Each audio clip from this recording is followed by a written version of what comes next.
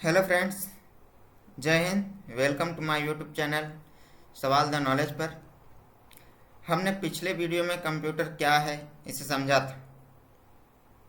यदि आपने पिछले वीडियो को नहीं देखा है तो देखिएगा।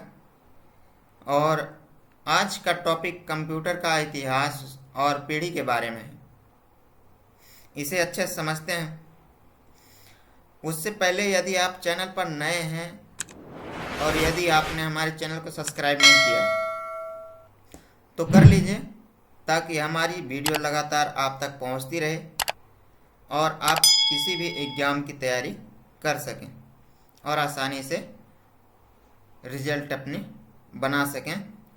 तो आइए शुरू करते हैं कंप्यूटर का इतिहास को। कंप्यूटर का इतिहास अबेस्कस के जन्म से शुरू होता है। ऐसा कहा गया कि चीनियों ने लगभग इसे 4000 साल पहले इसका आविष्कार किया था।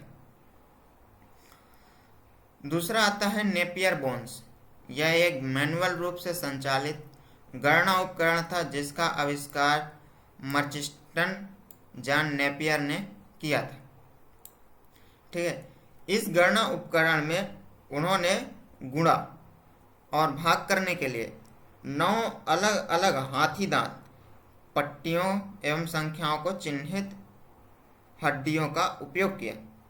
क्योंकि इसमें हड्डियों का उपयोग किया गया तो इस उपकरण को नेपियर बोन्स भी कहते हैं। ठीक है, तो हमेशा पूछेगा कि नेपियर बोन के आविष्कारक कौन हैं, तो जॉन नेपियर। ठीक है, तीसरा है पास्कलाइन। पास्कलाइन को अंक गणित मशीन या जोड़ने मशीन के रूप में भी जाना जाता है। यह फ्रांसीसी वैज्ञानिक 22 पास्कल ने किया था। ऐसा माना जाता है कि यह सबसे पहला और स्वचालित कैलकुलेटर था। ठीक है, तो सबसे पहला जो कैलकुलेटर था वो पास्कलाइन था। ठीक है, चौथा है लिबनिज। यह जर्मन वैज्ञानिक गणितज्ञ ग्राटफाइड वेलम लिबनिज द्वारा विकसित किया गया।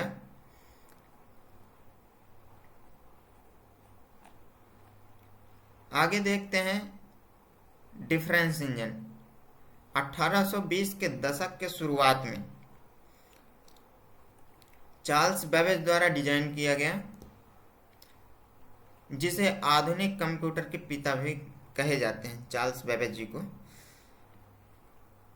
यह एक यांत्रिक कंप्यूटर जो सरल गणना कर सकता था। यह भाप से चलने वाली मशीन थी जिसे लॉगरिदम टेबल जैसी संख्याओं को टेबल करने में, मतलब गुणा करने में और उसको हल करने में के लिए डिजाइन किया गया था। आगे आता है इलिथिकल इंजन। इसे भी चार्ल्स बेबेज जी ने ही डिजाइन किया था। इसमें सबसे पहले पंच कार्ड का उपयोग किया गया। ठीक है, सबसे पहला जो था जिसमें पंच कार्ड का उपयोग किया गया वो एनालिटिकल इंजन थी। ये देखिए, ये यही है। आगे देखते हैं टिबलिटिंग मशीन। इसका आविष्कार भी अमेरिका संख्याविद हार्मन होलरिथ ने किया था। यह पंच कार्ड पर आधारित एक यांत्रिक टेबलेटर था। ठीक, जो आगे चल के जिसे 1924 में इंटरनेशनल बिजनेस मशीन IBM बन गई। ठीक है, आजकल जो IBM चल रही है वो अमेरिका संख्याविद हार्मन होलरिथ की देन है। ठीक है,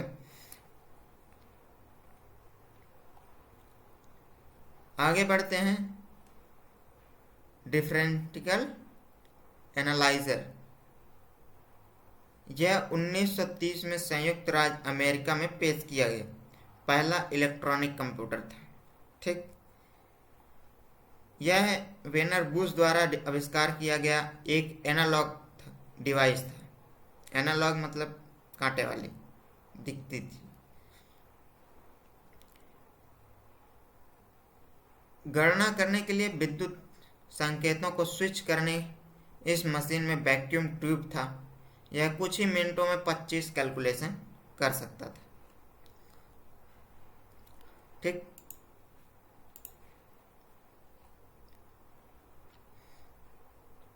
आगे आया मार्क वन। कंप्यूटर इतिहास में अगला बड़ा बदलाव 1937 में हुआ, जब हावर्ड एकन ने एक ऐसी मशीन विकसित करने की योजना बनाई जो बड़ी संख्याओं को गणना कर सके। 1944 में मार्क वन कंप्यूटर को आईबीएम और हावर्ड के बीच साझेदारी हुई और बनाया गया। यह प्रोग्रामेबल डिजिटल कंप्यूटर था और पहला प्रोग्रामेबल डिजिटल कंप्यूटर था। ठीक। तो ये कब बने? तो 1937 में। ठीक। यही कंप्यूटर आज तक हम चला रहे हैं, प्रोग्रामेबल इलेक्ट्रॉनिक डिवाइस। ठीक है। तो आगे देखते हैं कंप्यूटर की पीढ़ियां। फर्स्ट जनरेशन कब चालू हुई, इसमें कौन सी टेक्नोलॉजी लगी और इसमें लैंग्वेज क्या थी, मेमोरी के लिए क्या उपयोग किया गया, और इनके इस फर्स्ट जनरेशन के कंप्यूटर के एग्जाम्पल देखते हैं। तो फर्स्ट जनरेशन की टाइम पीरियड जो थी वो 1940 से 1956 के बीच थी। जो ये तो उससे पहले जो first digital programmable electronic device जो बनी वो 1937 में बनी, और ये फर्स्ट जनरेशन चालू होती है आपके 1940 से। इसमें टेक्नोलॉजी के रूप में वैक्यूम ट्यूब का उपयोग किया गया और मेमोरी के लिए पंच कार्ड का, और लैंग्वेज इसमें लो लेवल या मशीन लैंग्वेज का प्रयोग किया गया था। इसके कंप्यूटर के कुछ उदाहरण हैं, जैसे IBM 750, IBM 701, UNIVAC, EDVAC, ENIAC. ठीक। तो सेकंड जनरेशन देखते हैं। सेकंड जनरेशन 1956 से 1964 तक। इसमें टेक्नोलॉजी के रूप में ट्रांजिस्टर का प्रयोग किया गया और इसमें असेंबली लैंग्वेज का प्रयोग किया गया था। ठीक। और मेमोरी के रूप में मैग्नेटिक टेप या मैग्नेटिक डिस्क का प्रयोग किया गया। इसकी स्पीड बहुत अच्छी थी, ये माइक्रो सेकंड में प्रोसेस कर लेता था। इस कंप्यूटर के कुछ एग्जाम्पल याद रखिएगा। Honeywell 400, IBM 7094, CDC 1604, CDC 3600, UNIVAC 1108। ठीक। आगे चलते हैं थर्ड जनरेशन में। थर्ड जनरेशन में क्या हुआ? थर्ड जनरेशन की टाइम पीरियड थी 1965 से 1971 के बीच। टेक्नोलॉजी के रूप में आईसी का प्रयोग किया गया। ठीक। और इसमें लैंग्वेज जो थी हाई लेवल लैंग्वेज C++, जावा, कोबल, बेसिक, जावा स्क्रिप्ट इत्यादि। ठीक है। और मेमोरी के रूप में सेकेंड जनरेशन में जैसे उपयोग किया गया था मैग्नेटिक टेप और मैग्नेटिक डिस्क, उसी का उपयोग किया गया और इसकी स्पीड उससे भी ज़्यादा हो गई। ये नैनो सेकंड में प्रोसेस कर देता था।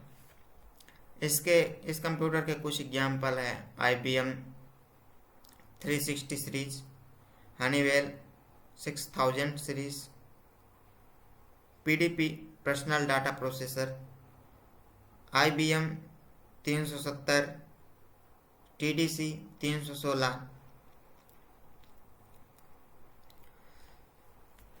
थर्ड जनरेशन के कुछ इंपॉर्टेंट पॉइंट देख लेते हैं जो एग्जाम में पूछे जाते हैं। यह एक एकल आईसी से संबंधित सर्किटर के साथ कई ट्रांजिस्टर और प्रतिरोधों कैपेसिटर होते थे, और सबसे मोस्ट इम्पॉर्टेंट आईसी का आविष्कार रॉबर्ट नायस और जैक किल्वी ने किया था। याद रखिएगा, कई बार पूछ चुका है। सीपीसीटी हो या पटवारी हो या एसआई का पेपर हो या कोई भी जनरल कंपटीशन जिसमें कंप्यूटर से संबंधित पूछा हो, उसमें कहीं ना कहीं कभी ना कभी आईसी के बारे में ज़रूर पूछा है। तो हो सके तो आप नोट्स करिएगा, और जब भी आप पढ़ें तो एक पेन कॉपी हमेशा रख के पढ़ें, ताकि आप किसी भी इम्पोर्टेंट पॉइंट को नोट कर सकें। फोर्थ जनरेशन के बारे में आगे बढ़ते हैं। फोर्थ जनरेशन की टाइम पीरियड थी 1971 से 1980। इसमें माइक्रो प्रोसेसर का उपयोग किया गया और लैंग्वेज स्क्रिप्टेड लैंग्वेज जो आजकल यूज हो रही है, पाइथन, और मेमोरी के रूप में सेमीकंडक्टर जो आज चल रही है। और स्पीड वेरी बहुत फास्ट हो गई, बहुत बहुत फास्ट हो गई, पाइको सेकंड में प्रोसेस कर जाती है ये कंप्यूटर। इस कंप्यूटर के कुछ एग्जाम्पल देख लीजिए। DEC 10 star 1000, PDP 11, C-Ray 1 super computer, C-Ray X MP super computer.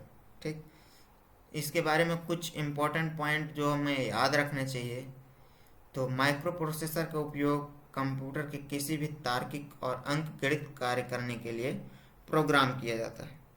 ठीक, माइक्रो प्रोसेसर किस लिए होते हैं? किसी भी तार्किक या अंकगणित कार्यों के लिए प्रोग्राम करने के लिए होता है। आगे चलते हैं फिफ्थ जनरेशन। 1980 से अब तक जो चल रही है फिफ्थ जनरेशन। टेक्नोलॉजी थी ULSI, ultra large scale integration, और AI पर बेस्ड था। लैंग्वेज थी natural language, automatic code generation, object, और मेमोरी के रूप में ऑप्टिकल मेमोरी, वर्चुअल मेमोरी, कई सारी चीज़ों को उपयोग किया जा रहा है। इसके एग्जाम्पल आप देख ही रहे हैं, आपके पास मोबाइल है, लैपटॉप है, डेस्कटॉप है, notepad, ultra book, Chrome book.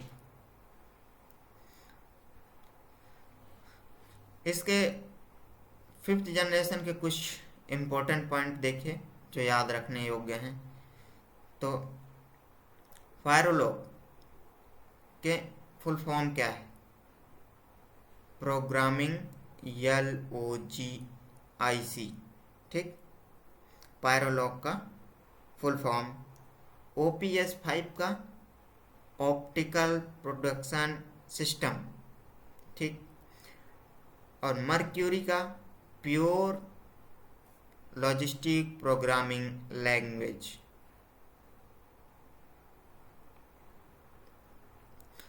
आगे बात करते हैं कंप्यूटर के प्रकार। हम कंप्यूटर को दो भागों में वर्गीकृत कर सकते हैं।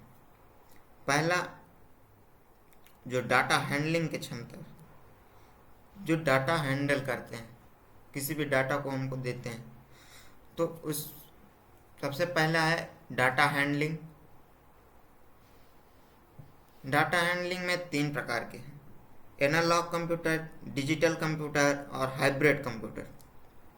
सबसे पहला कंप्यूटर देखते हैं, एनालॉग कंप्यूटर क्या है।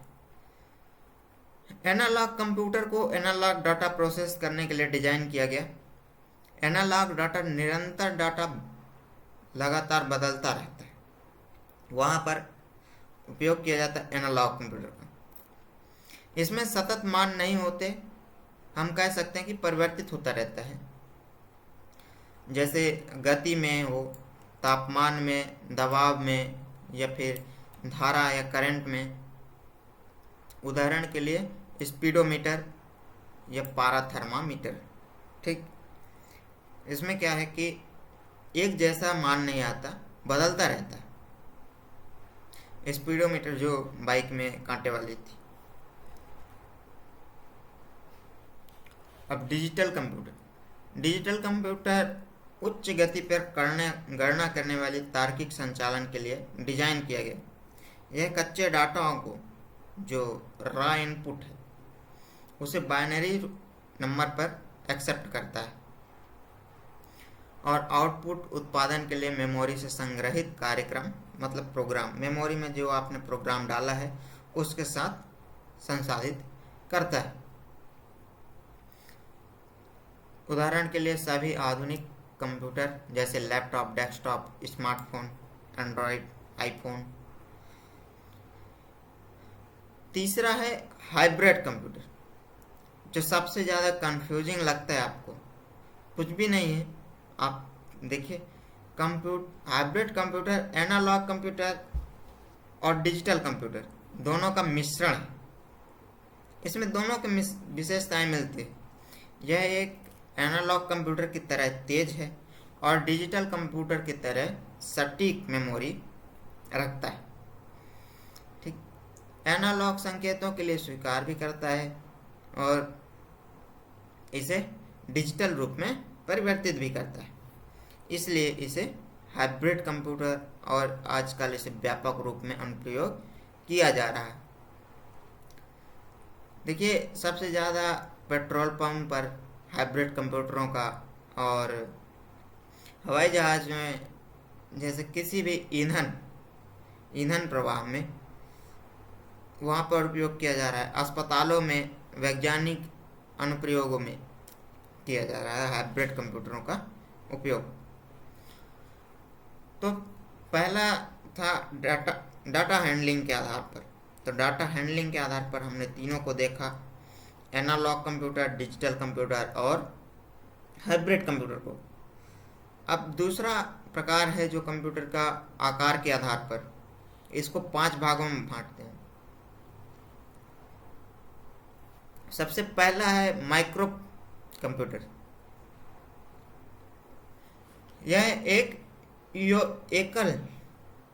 यह एक सिंगल यूजर कंप्यूटर है। इस कंप्यूटर को केवल एक ही व्यक्ति एक समय में चला सकता है, जिसमें अन्य प्रकार की तुलना में कम गति और भंडारण क्षमता होती।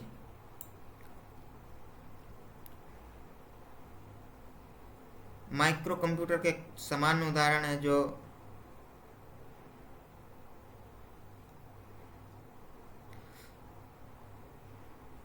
माइक्रो कंप्यूटर एक सिंगल यूजर कंप्यूटर है जिसमें अन्य प्रकार की तुलना में कम गति और भंडारण क्षमता होती थी।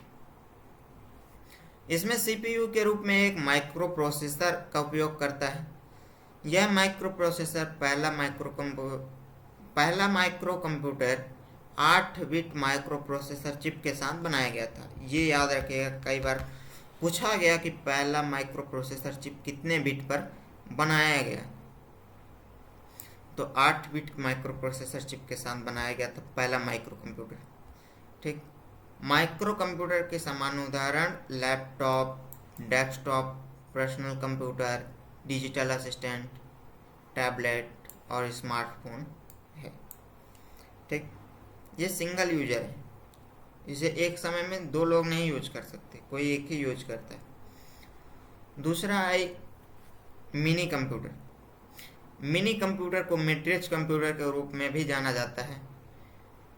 ये बहुउपयोगकर्ता मल्टी यूजर कंप्यूटर है, जिसे एक साथ कई उपयोगकर्ताओं का समर्थन करने के लिए डिजाइन किया गया। इसलिए वे आमतौर छोटे व्यवसाय और फर्मों द्वारा उपयोग किया जाता है।